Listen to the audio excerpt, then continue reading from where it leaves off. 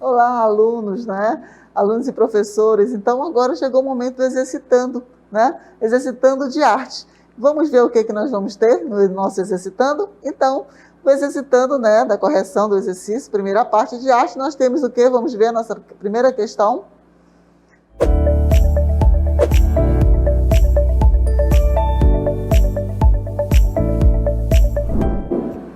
Então, na nossa primeira questão, nós temos o seguinte: observe o triângulo com as cores primárias. Para obtermos as cores secundárias, precisamos misturar duas cores primárias, certo? Qual alternativa apresenta as misturas e resultados corretos em relação à obtenção das cores secundárias? Lembrando que para obter as cores secundárias, nós precisamos misturar duas cores primárias. E nós temos as alternativas, que são as seguintes. A letra A, amarelo mais vermelho é igual a alaranjado, vermelho mais azul é igual a roxo, azul e amarelo é igual a verde.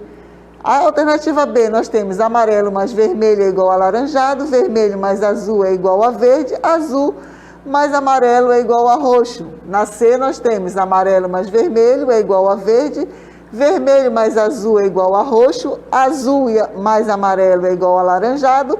E na D nós temos amarelo mais vermelho é igual a roxo, vermelho mais azul é igual a alaranjado e azul mais amarelo é igual a verde. Qual será a alternativa correta? Voltamos já já com a resposta.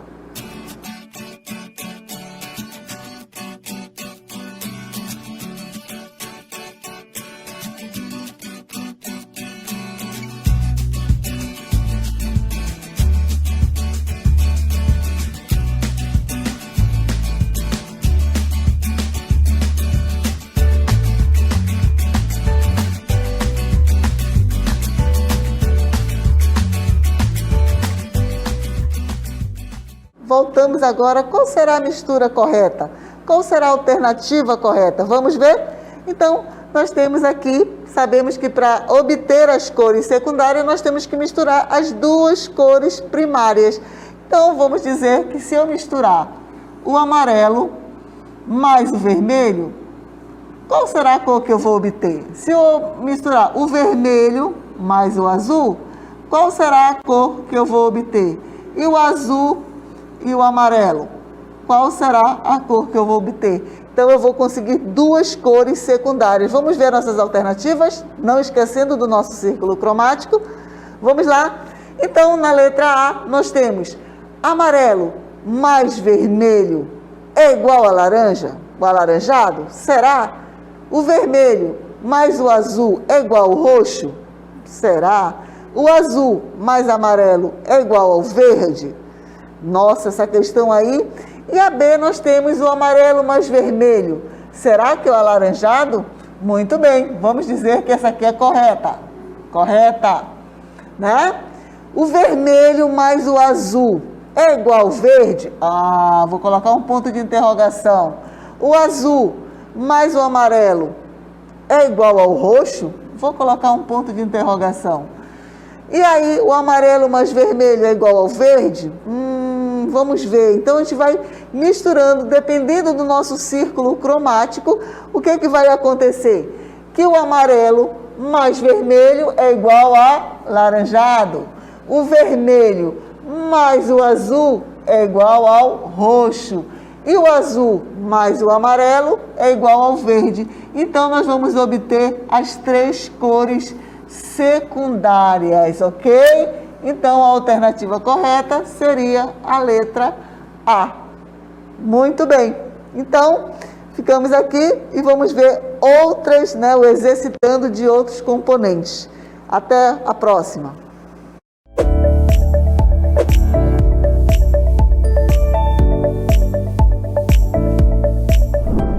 Olá, prezados alunos e alunas. Eu sou o professor Kim Raoni, professor de Educação Física, e agora, neste momento, nós vamos começar a correção da questão de Educação Física do Exercitando, certo? Então, acompanhe junto comigo aí, vamos ver qual foi essa questão. Então, questão número 2, que diz assim: quais são as ações básicas que devemos ter de higiene pessoal? Afirmativa 1, tomar banho. 2, manter portas e janelas da casa sempre fechadas. 3, lavar a mão antes das refeições, sempre que fizer uso do banheiro e assim que chegar da rua. 4, lavar o cabelo no mínimo 2 vezes por semana. Dentre as afirmativas acima estão corretas. Aí nós temos as alternativas. Letra A, apenas as afirmativas 1 e 2. B, apenas as afirmativas 1, 3 e 4. C, apenas as afirmativas 2 e 4. Ou D, todas as afirmativas estão corretas. Muito bem, então a resposta correta para essa questão é essa daqui. Vamos ver aqui junto comigo. A resposta correta é a letra B. Apenas as afirmativas 1, 3 e 4 é que estão corretas, ok?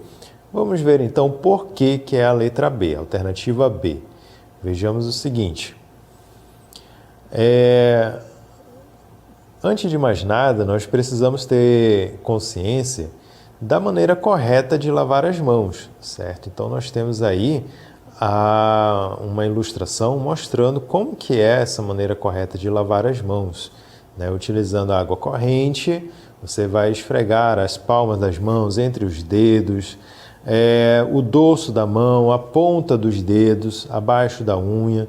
Esfregar também, não esquecer do dedão, né? O dedão, o polegar, né? Você esfregar o polegar, esfregar a ponta dos dedos e depois secar com, de preferência, um papel descartável, né? Porque muitas vezes o pano ou até mesmo aqueles secadores elétricos, né? Eles também são vetores que transmitem, né, as doenças e também outros micro-organismos.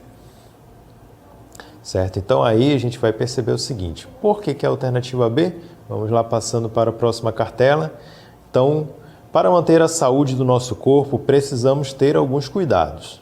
Escovar os dentes ao acordar, após as refeições e antes de dormir, fazendo uso de fio dental pelo menos uma vez ao dia.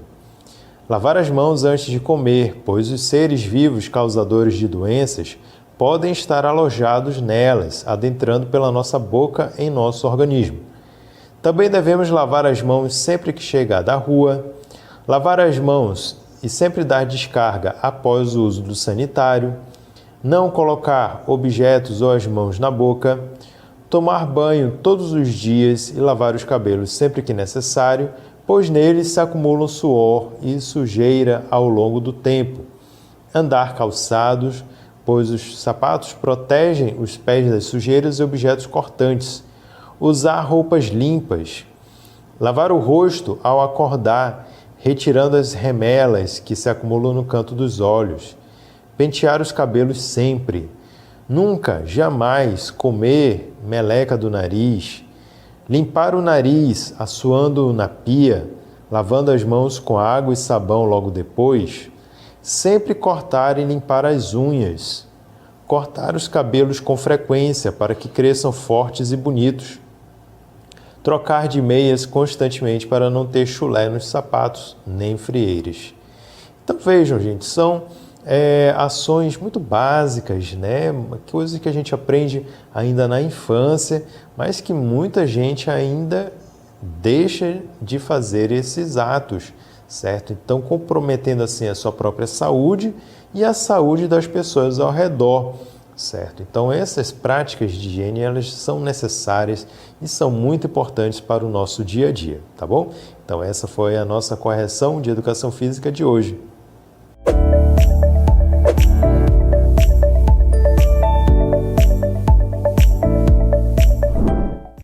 Hello everybody, hello everyone, olá pessoal, olá a todos e todas, sejam muito bem-vindos e bem-vindas. Teacher Rafael Melanias aqui na área, respondendo e se exercitando, descomplicando tudo, porque tá, ó, melzinho na chupeta, easy peasy, beleza? Então vamos juntos ver aí a nossa questão de língua inglesa. Question 3. Substitua os sujeitos das frases pelos pronomes que melhor se encaixam. E aí nós vimos, né, na nossa última aula, I, you, he, she, it, we and they. E marque a alternativa correta. Lembrando, fazendo uma lembrança aqui, né, fazendo um resgate de memória, que I significa eu, you, você ou vocês, he, ele, she, ela, it, ele ou ela, para tudo que não seja humano, né, vamos dizer assim, we, nós, e they, eles ou elas, né? Então, vocês sabem que nós destacamos aqui com uma cor, certo? Os sujeitos, né? Para que vocês façam essa substituição. Então, number one, nós temos aí, Mary is going to travel. Mary está, né? Mary vai viajar, no caso. Então, quem é Mary? Mary faz referência a quem? He, she ou it? Quem lembra? Olha aí o bizu. She, né? Então, eu venho aqui e já mando she no lugar de Mary. Então, she's going to travel, certo? Então, muita atenção aqui também no verbo to be, tá, gente? Porque não poderia ser aqui, deixa eu só apagar aqui para vocês visualizarem uma coisa, ó. Mary não poderia ser I, tá? Porque I não combina com is, beleza? É isso. Então, vai ser o she. Muito bonitinho aqui. Very good. Number two, John. John will buy a car, né? John comprará um carro. John faz referência a esse cara aqui, ó, ao he, tá? Então, vou substituir por he, ele. E Julie? Julie loves her dog. Julie ama o cachorro dela, o doguinho dela. Então, olha aqui, eu tenho esse bizu aqui já falando que é dela e mostrando que a gente vai ter que utilizar o she novamente, tá? Então, she. Agora nós temos Chris and Pietro. Independente do gênero, se é homem, se é mulher, não tem problema, porque aqui nós estamos vendo que são duas pessoas, tá? Chris and Pietro. Study together every Friday. Então, eles estudam juntos todas as sextas. Se são eles estudam juntos, quem é que representa ele? Gritem aí para eu ouvir daqui. Very good. Quem falou they? Muito bem. They study together every Friday. Next, vamos ver. Have Billy and you already traveled to Canada? Opa, aqui é uma pergunta, olha só. Billy and you already traveled to Canada? Então, o X da questão é esse cara aqui também, ó. Certo? Sabemos que tem duas pessoas, mas aí a dúvida, é we ou é they? Né? É nós ou é eles? Como é uma pergunta, gente, não é uma afirmação, nem uma negativa, entendeu? E tem esse cara aqui, you, ele está fazendo referência a você. Então, é we, nós, certo?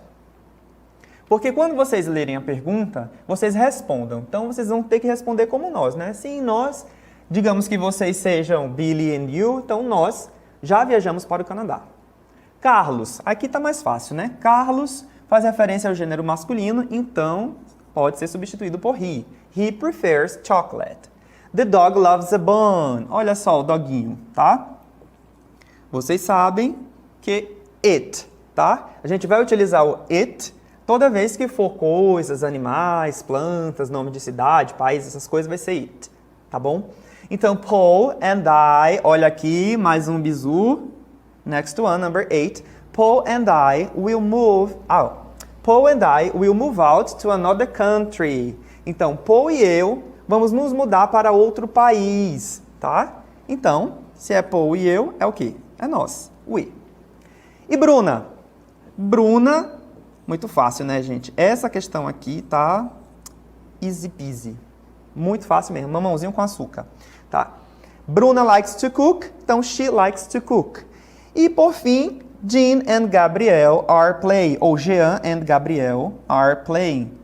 São duas pessoas, tá? Independente do gênero, do sexo, não importa. O que importa é que são duas e eu não estou incluso nisso aí. Não ficou legal. Vou desfazer. Peraí.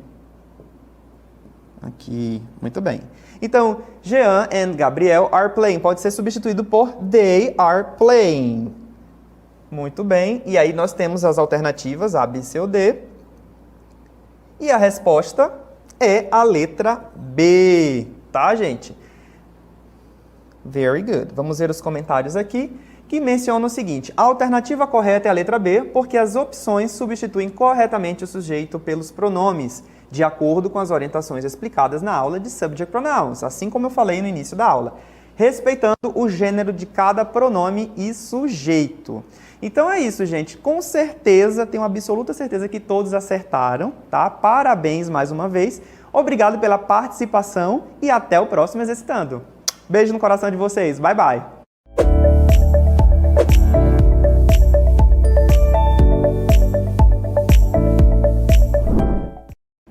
Olá, alunos! Que bom encontrar vocês para o nosso momento de correção do Exercitando de Língua Portuguesa.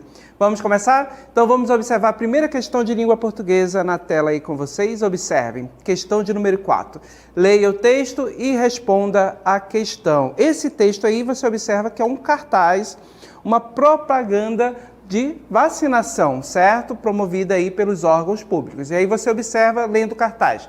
Vacinação drive-thru, né? Aquela vacinação que é feita dentro do carro. O serviço é oferecido e a pessoa não precisa sair do carro, certo? Idosos não precisam descer do carro para vacinar. Exclusivo para idosos a partir de 60 anos. Isso é linguagem verbal. Linguagem não verbal, a gente observa a figura do Zé Gotinha, que é o protagonista dessa campanha, certo? É o símbolo dela. A gente observa uma redoma, né, como se fosse um campo ali ao redor do carro. A gente observa um carro aí de cor verde e dentro o idoso, já que a vacina é voltada para essa faixa de idade, certo? E ao redor você observa imagens, né, que você visualiza aí vírus, certo? Esse contexto de pandemia, vocês conseguem reconhecer bem e saber dessa questão problemática com relação à doença que é causada pelo vírus, né? Então, observe aí que nós temos os vírus que estão fora dessa redoma. E aí, com base nisso, vamos aí ao questionamento. Olha só, no cartaz, a redoma ao redor do carro com o idoso dentro é uma linguagem não verbal, certo? Linguagem não verbal. Desenhos, cores, certo? Imagens. Essa linguagem não verbal, essa redoma ao redor do carro, sugere o quê? Esse é o questionamento. Letra A, perigo. B, segredo. C, proteção. Ou letra D, exposição. Então, pessoal, observa que a resposta correta aqui, com relação a essa questão, é a letra C. Observem que aqui na imagem, os vírus estão fora dessa redoma, como se fosse um campo ali, protegendo. Então, observe que está sugerindo para a gente proteção. Então, a pessoa que está dentro desse carro, ou seja, a pessoa idosa, está protegida desta forma. Então, letra C é a nossa resposta. E aí, vamos ao comentário da questão. Olha só. O comentário dessa questão que nós temos, o cartaz é uma campanha publicitária de saúde que faz uso da linguagem verbal e da linguagem não verbal. Lembrem, linguagem verbal é aquela linguagem que utiliza palavra. Voltando aqui comigo. Essa palavra pode ser tanto a palavra escrita quanto a palavra falada oralmente. Aqui no nosso texto do comentário temos só a linguagem verbal, certo? E também no cartaz lá da propaganda, como o nosso texto diz, continuando a leitura, também apresenta linguagem não verbal. Vamos continuar o comentário? Observem aí. Olha só, linguagem verbal e linguagem não verbal. Vimos que linguagem não verbal, desenhos, cores, certo? Imagens.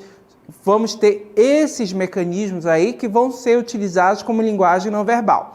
E observem, a redoma ao redor do carro, né, como se fosse um campo, um vidro ali, um campo de força, sugere que o idoso que está dentro do carro está protegido contra os vírus que estão ao redor. Então, vocês observaram lá no cartaz vírus, né, imagens representativas do vírus que estão fora desse campo de força. Então, a linguagem verbal e não verbal foi trabalhada nessa questão, nesse cartaz aí dentro do texto. Então, lembre sempre aí, linguagem verbal, palavras, escrita ou falada. Linguagem não verbal é aquela linguagem que vai utilizar sons, cores, gestos, certo? Tudo isso daí que não for a palavra é linguagem não verbal e o texto publicitário vai trabalhar isso muito bem, articulando os dois elementos. A gente viu que aquela redoma de vidro lá, aquele desenho não apareceu à toa, mas tinha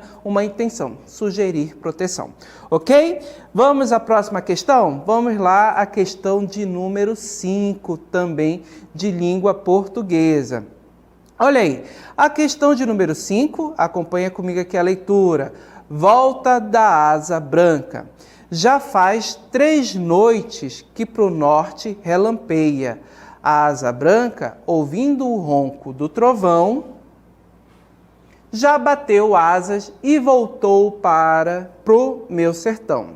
Ai, ai, eu vou-me embora, vou cuidar da plantação, certo? Então, uma música aí, a letra de Luiz Gonzaga, e vocês observam que nesta letra da música, da canção, você tem até a reprodução do modo como o sertanejo fala, né? Então, lembre que Luiz Gonzaga é um cantor, certo? Que ele retrata nas suas letras, nas músicas que ele compôs, a forma de falar do sertanejo, certo? O modo falar, o linguajar, a fala popular. E a gente percebe isso presente no texto, bem aqui, olha só.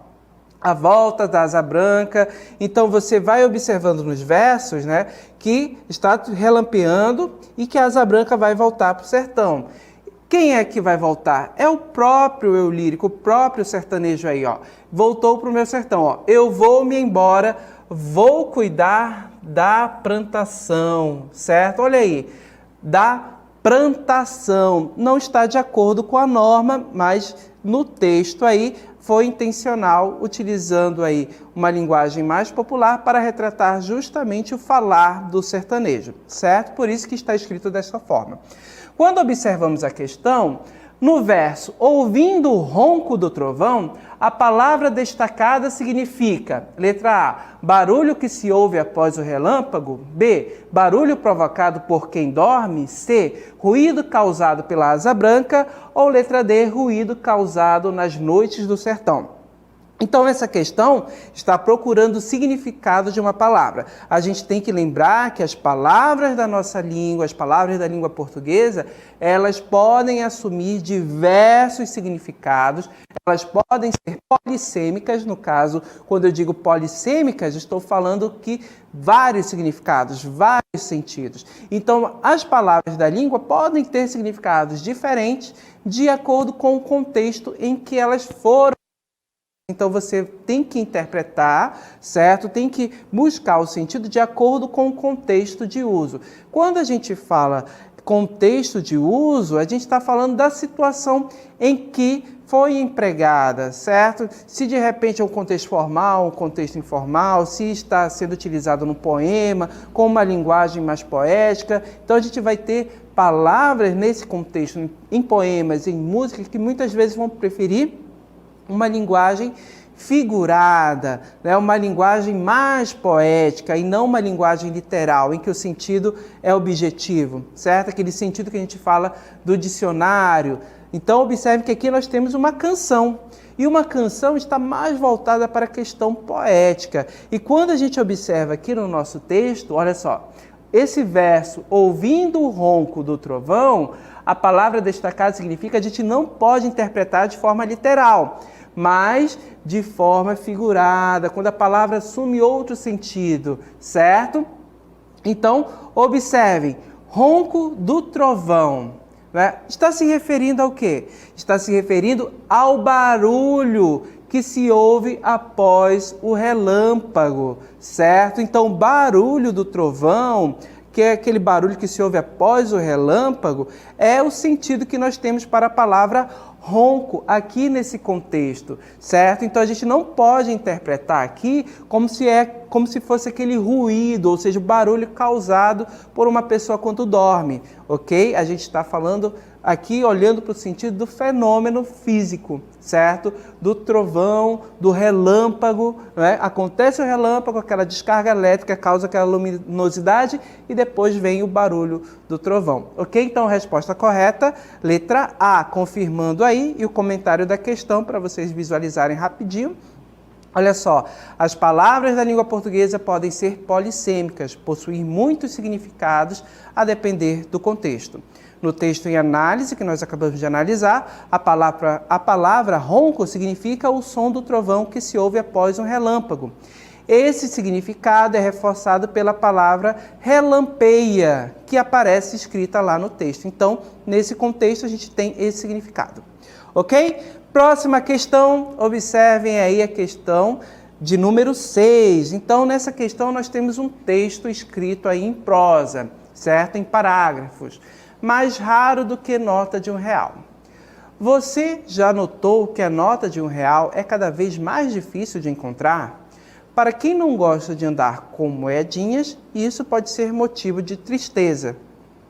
As notas de R$1 não estão mais sendo produzidas e, em breve, sairão de circulação. O motivo é simples. Fazer dinheiro custa dinheiro e estava ficando mais caro fazer a célula de R$1 do que o valor que ela tinha, explica Cássia. Como fazer moedas é mais barato e a população, segundo estudos do Banco Central, tem simpatia pela moeda de R$1 porque ela é mais bonita, elas estão gradativamente sendo substituídas, né? No caso, essas moedas estão substituindo as notas. Assim, pode dar adeus às verdinhas notas de R$1. Em pouco tempo serão peça de museu. Com base no texto, no trecho, em pouco tempo serão peça de museu. A palavra destacada, no caso a expressão, estamos nos referindo aí à expressão toda. Destacada indica que as notas, letra A, deixarão de ser usadas pelas pessoas, B, passarão a ser feitas de outro material, C, serão estudadas, ou letra D, serão valiosas. E aí, pessoal? Com base nessa expressão, em pouco tempo serão peça de museu. Então, quando a gente tem essa ideia voltada aí, em pouco tempo, essas notas se tornarão peça de museu, quando a gente lembra dessa ideia, quando a gente busca esse significado, a gente vai observar para a ideia do museu, né? O que nós vamos ter lá no museu? Nós vamos ter objetos antigos, né? O museu guarda a memória da humanidade, então nós vamos ter objetos antigos, né? Objetos que muitas vezes já estão em desuso, não são mais utilizados na atualidade. Por exemplo, moedas, nós vamos encontrar também obras artísticas que foram feitas lá na antiguidade, certo? Vamos encontrar diversos materiais que são antigos, né? E muitas vezes estão em desuso, a gente pode observar isso, certo? Com relação a algumas peças antigas, como, por exemplo, moedas, vamos ter também antigas ferramentas que hoje o homem não utiliza mais devido às tecnologias, certo? Então, tudo isso a gente encontra lá no museu. E quando a gente tem essa ideia, já que esse material que está lá no museu não é mais utilizado hoje, essa ideia é relacionada à nota de R$1, né? Então, hoje não se encontra mais aquela nota, a célula de R$1, aquela verde. Então, percebam que as pessoas não utilizam mais. Quando a gente pega essa ideia e observa aqui no texto, a gente percebe que a resposta correta aqui seria qual? A letra A, certo? Deixarão de ser usadas pelas pessoas. Então, as moedas deixarão de ser utilizadas, né? Não vão ser mais utilizadas até mesmo porque elas saíram de circulação. O comentário da questão, rapidinho, olha aí. As palavras da língua portuguesa, como já afirmei, podem ser polissêmicas, ou seja, possuem muitos significados a depender do contexto. E aí no texto em análise, o enunciado peça de museu significa que as notas de R$1 deixarão de ser usadas pelas pessoas. Esse significado é alcançado por neologismo. Então, lembram quando nós buscamos relacionar a ideia do museu, né, com as suas peças à célula? A gente fez um neologismo, pois os museus possuem peças antigas e em desuso, certo? E reforçar, no caso, esse sentido é reforçado, o significado é reforçado dentro do texto pelo fato de se afirmar o que lá no texto? Olha só, que é difícil encontrar essa nota, que custa caro produzir essa nota, então o Banco Central está trocando por moedas, certo? E que as pessoas têm preferência pela moeda. Então tudo isso nos leva a crer que as pessoas deixarão de utilizar aquela célula como ocorreu. Hoje em dia nós temos apenas a moeda de R$1 e não mais o dinheiro em papel, certo? Então, agradeço a participação de todos nesse momento e espero encontrar vocês em uma próxima oportunidade. Até lá, gente. Tchau.